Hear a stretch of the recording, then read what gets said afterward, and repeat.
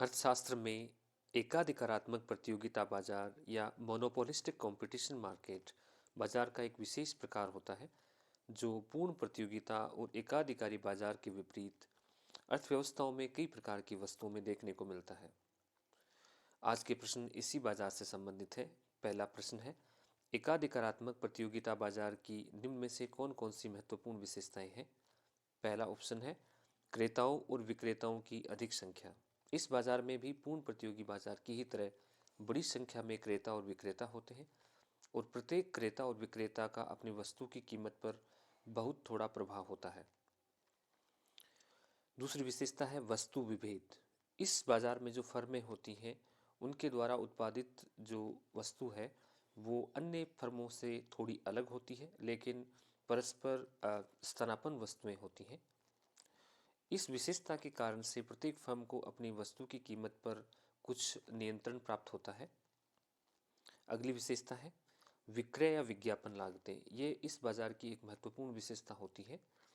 प्रत्येक फर्म यहाँ पर अपने वस्तु को प्रमोट करने के लिए, उसकी मांग को बढ़ाने के लिए विज्ञापन लागतों का प्रयोग करती है। अगली है गैर कीमत प्रतियोगिता। इस बाजार में कीमतों में बदलाव की बजाय कीमतों के अलावा जैसे वस्तु की किस्म में सुधार करना, वस्तु से संबंधित सेवाओं में सुधार करना, इस तरह के तरीके अपनाकर मांग को बढ़ाया जाता है।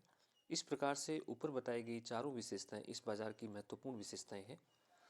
अगला प्रश्न है गैर कीमत प्रतियोगिता किस बाजार की महत्वपूर्ण विशेषता है। जैसा कि मैंने ऊपर विशेषताओं में बताया है, ये एकाधिकारात्मक प्रतियोगिता बाजार की एक महत्वपूर्ण विशेषता है जहां पर फर्में कीमत में बदलाव की बजाय वस्तु में बदलाव लाती हैं, वस्तु से संबंधित सेवाओं में बदलाव लाती हैं और इसी तरह के अन्य इनोवेशंस के माध्यम से अपनी मांग को बढ़ाने का प्रयास करती हैं।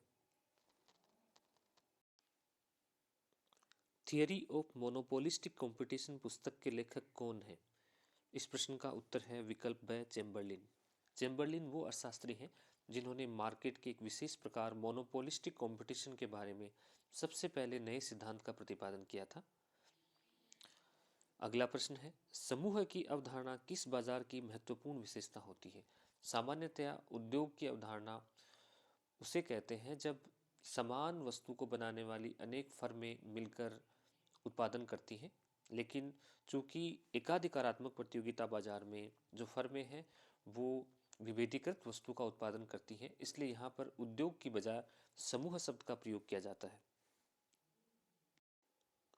एकाधिकारात्मक प्रतियोगिता में सामान्यतः एक फर्म का मांग वक्र किस प्रकार का होता है।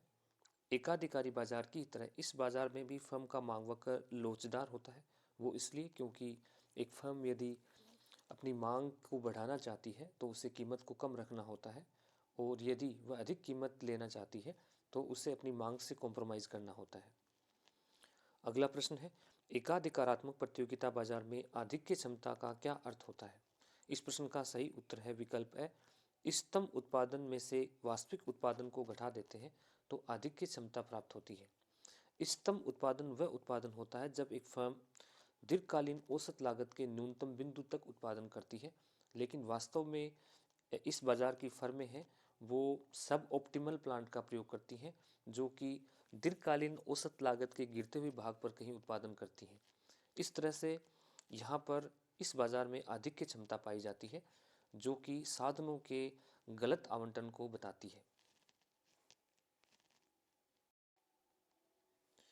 एक एकाधिकारात्मक प्रतियोगी फर्म का अपनी वस्तु की कीमत पर कुछ नियंत्रण होता है, वह किस कारण से होता है।